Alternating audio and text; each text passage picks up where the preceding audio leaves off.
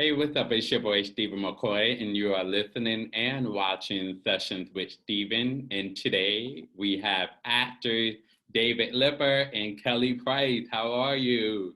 What's Good. up? How are you? I am great. I feel like we're at like an all guys party here today. It's a bro fest. Yes, Yeah, the Bro Fest. I love that. Now, you guys are here to talk about your new film, Reboot Camp. we are. Yeah, Yeah, coming out May 4th across all platforms, being Right. released by Freestyle Digital Media, which is Byron Allen's company.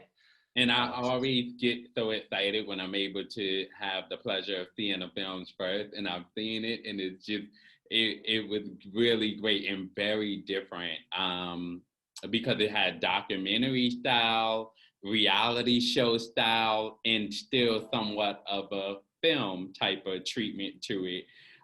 What was your experience like working on this film? Tell us about it. Tell us about your roles. Kelly, you take it. uh, my experience working on this film. So a little bit how it came about. Dave and I had just worked in China together on this film called Underdogs Rising. And then we got back to the States. He came to a screening of mine for another film. It was actually a documentary called On Thin Ice. And at that screening, he told me about the script that he had for this movie called Reboot Camp. And he sent it to me shortly thereafter. I read it and I just thought it was so good. Um, Evo did such a great job, and then one thing led to another, um, and the film came to life, and we made it that summer. So it was an absolutely great experience. I got to work with one of my closest friends, David Lipper, who did an incredible job producing this thing and putting it together. I know he'll be able to tell you more about how it all came about with him and Evo, but yeah, it was just a great experience, and we had some amazing actors like David Koechner, Ja Rule, who was so funny in the movie, Chaz Let's Bell, see. Lindsay Shaw, and then we had some fun reality cameos like Nicole Aniston, and yeah, it was a great experience. I Yeah, love so that. I'll jump in David. on that because Evo, did an amazing job, as Kelly's saying. Evo Raza, who wrote and directed the film, and also edited, by the way.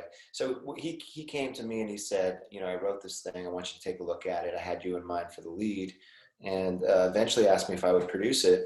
And I said, yeah, let's do this. And the real trick in producing is how do you make a certain amount of money go further than it should, and that starts with a really good team.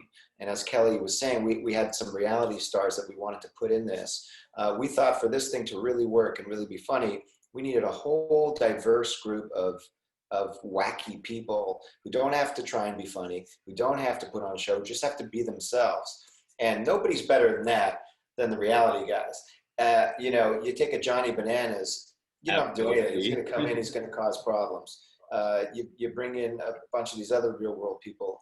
Corinne Olympios, who's known for starting fights and having some confrontations on The Bachelor.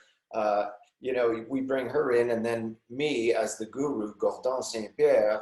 I get into a session where I say, "Why are you always fighting with the people? Why do you do this? You fight on the TV." And then we get into it, and it sounds wacky, but then you play it real, you play it straight, and you really Yeah. try and say, what's the problem? How do I resolve it? And then you get surprised at how people just open up. And I didn't know what kind of talent Jarul had on this medium. I knew he was one of the great music artists, in hip Yeah. hop, but I didn't know what it would be like in this situation. So to have him and David Koechner, right? You're talking about a brilliant stand-up comic who's also got tremendous amount of experience in the mockumentary world because he did The Office for many seasons. So he knows this space. So you put him with Jarul and you're like, let's see what happens. Some of the greatest stuff in the whole movie. I really got to put my hat off to Jarul because, we ended up using a lot more of him probably than we thought we would. He's just funny. He's just great. And so, Yeah. all that stuff was unscripted. All that stuff was, let's just, put some stuff together. I'm pulling stuff out of my rear end and just like, let's see if it works. And no one So broke. it really was a lot of improv. Oh yeah, all those interviews were improv. All those one-on-one sessions were improv. Wow. Yeah, Wow, though that's pretty great. And that's the interesting fact. Wow. I'm not sure if anyone would notice that or not, but it was, I guess, because each talent actually was able to bring something to the table, you know?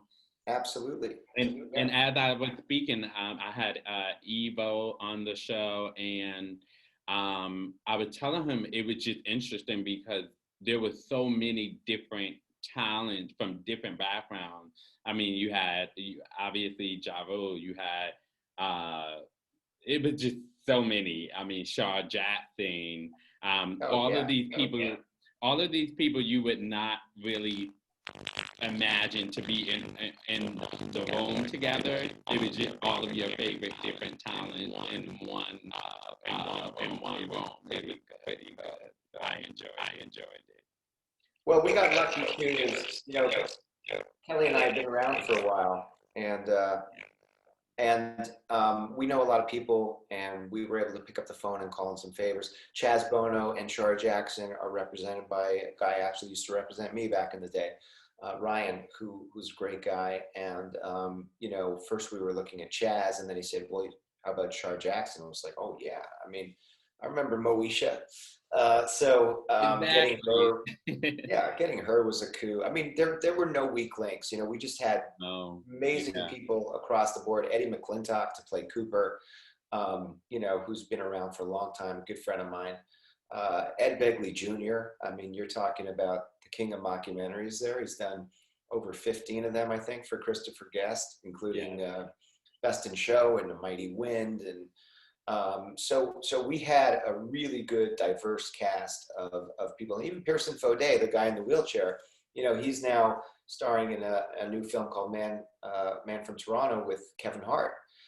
So there's a lot of stuff going on. And then, of course, you guys who've been around forever, who've done a million movies like Eric Roberts. And it's like, oh my God, there's Eric Roberts in the movie. Right, So, exactly. yeah. Those were my sentiments when watching, like, oh my God, it had those moments in it. Kelly, let us know, what is something that you learned from David Just in general or through making the film? in general and making the film? Why not? Why not both? I definitely learned a lot about producing from Dave. I learned a lot about the ins and outs of filmmaking. I remember when we would first kind of sit down and make calls with writers and, just various different personnel, I guess, on a cast.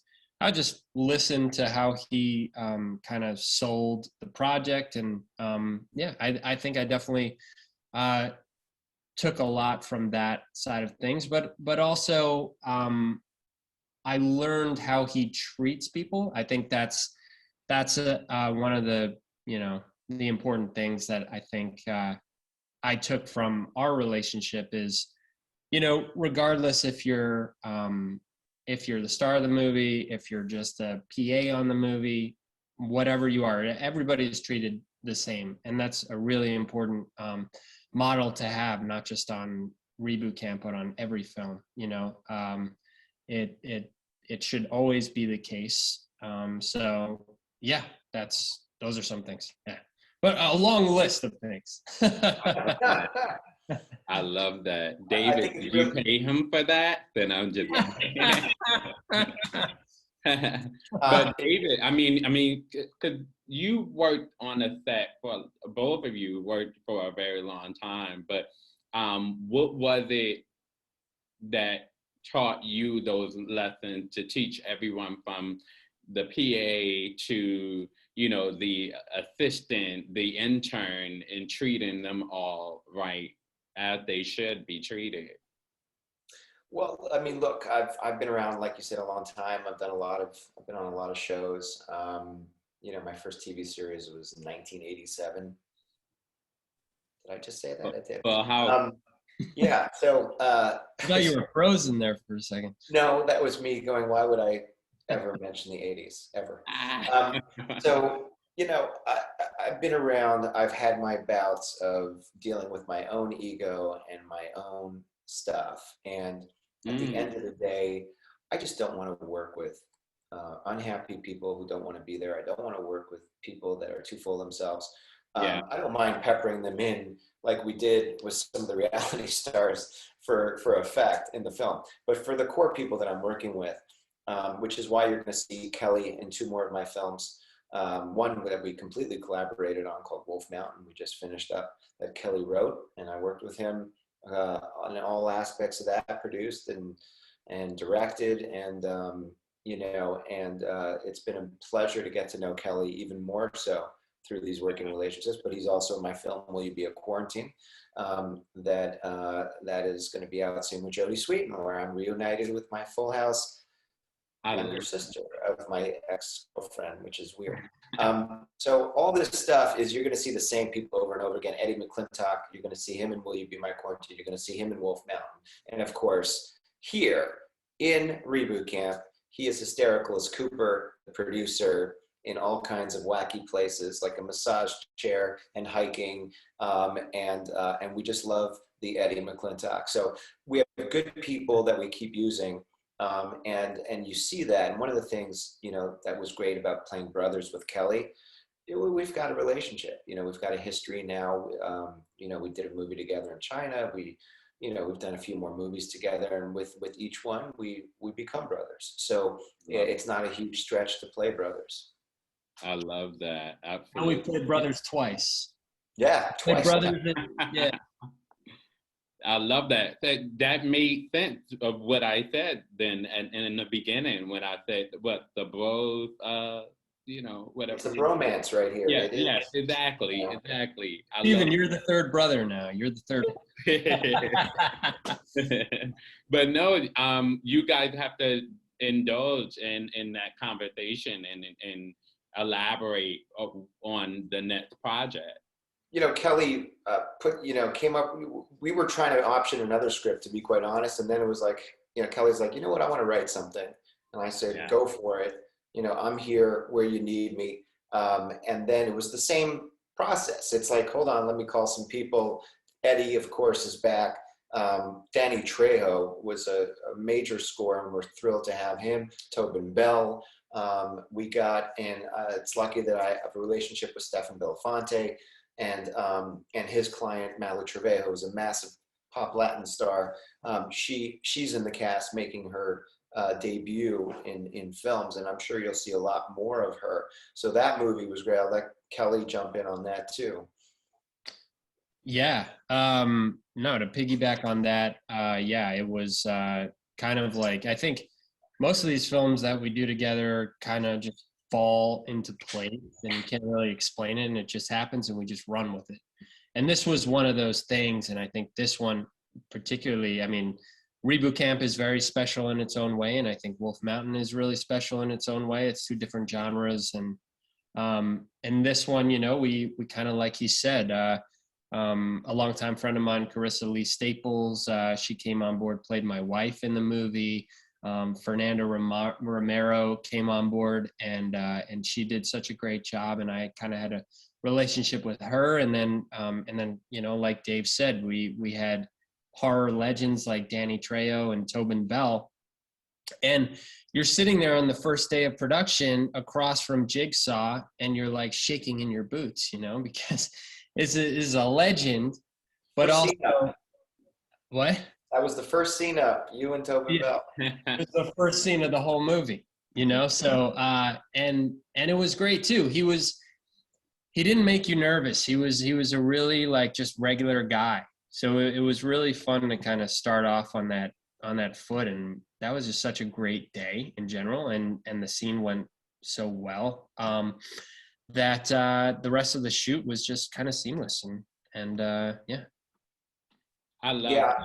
And you know, that is the most important part about how Reboot Camp worked, is we had people who've been around for a long time, who are experts in the field, like I mentioned, you had Ed Begley Jr., you had David Koechner. These are staples in the mockumentary world, right? They teach you not to push it. They teach you to be honest and genuine, and don't play for laughs. The laughs will come. You play the honesty of the situation. And that really got handed through the cast. It's really important to have people who've been around, who know what they're doing in the genre. So as much as it was like amazing to have legends like Danny Trejo and Tobin Bell in Wolf Mountain for the horror genre, the fact that we had Ed Begley Jr. and David Koechner for this genre, we really got the best of the best. And so that's when you learn, what guys like Keli and I get to learn from the guys who've done it for years. You know, Ed Begley has been in 15 of the top mockumentaries like Best in Show and A Mighty Wind, and the list goes on and on and on. And David Koechner, of course, from The Office. And so Ivo Raza, the writer-director, was a stickler to make sure that we didn't push it, that we didn't get shticky. And when we did, he'd pull it back. And if really there was one big piece of direction from him, it was that. Keep it honest, keep it real. And that was really a prime directive we kept through the film, so that people are really sitting there going, wait, is this real or is this not real? Is it a documentary? Right, exactly. You know. Exactly. Because when I first tuned into it, I was wondering, is this, wait, what? But then I do follow Ja Rule's career. I do follow Chad, and I know these things have to be exaggerated for sure. But it was interesting to watch like that, and I loved it. Great. And Thank you so much, man. You're very welcome. Evo actually told me that he's trying to turn this into a TV series. So that would really be amazing if we can get that, because it's different. It's definitely a different genre of television, I would say. Oh, yeah. I mean, it's made for a half-hour comedy show. It's got all the bones for that. So let's see what happens. Let's put that all in the air. Yeah, and I agree with what you're saying, Stephen. I haven't seen anything like this, you know? Like when it pops up on screen, you're like, what am I watching? Like it's so different, which is refreshing and cool, you know? Yeah, definitely. Thank you guys so much for coming on to the show. It was definitely a pleasure having you guys, for sure. Thank you. Great to be here. Thanks for having us. Great to be here. Thank you, Stephen. And guys, be sure to tune in to the show Reboot Camp, which is out May 3rd? May 4th. May 4th. May 4th across all platforms. The 4th be with you. May the 4th. Yes. iTunes, all the TVODs, VODs. Everywhere. All of your streaming services. Go get it, download it, and enjoy it. And have a laugh, because we need to laugh. Exactly. That's what it's about. Laughing more. I was actually on a quick tip before we go. I was telling Chad and Evo that I really wish we were in a time where we can go to the theater, because I just felt like we all would have all been laughing just hysterically at these crazy behaviors on TV. So I'll leave you with this, Stephen, because I'm glad you brought that up. We just won the Garden State Film Festival, and it was the first, we won 3 in a row: Austin Film Festival, Maui, and now this. And the beauty is they finally had a live screening with people. So I flew out there. They were there laughing from beginning to end, and to hear an audience experience the film with me. It was amazing, and to know that people just had a good time, and laughing in all the right places. So I love that. So I'm glad that you guys were able to still have that experience for yourself as the creators, producers, actors of the show. There we go. Awesome. All right. The bromance. Well, thanks, Stephen. A pleasure Thank to you speak guys. to you. Hey, subscribe now.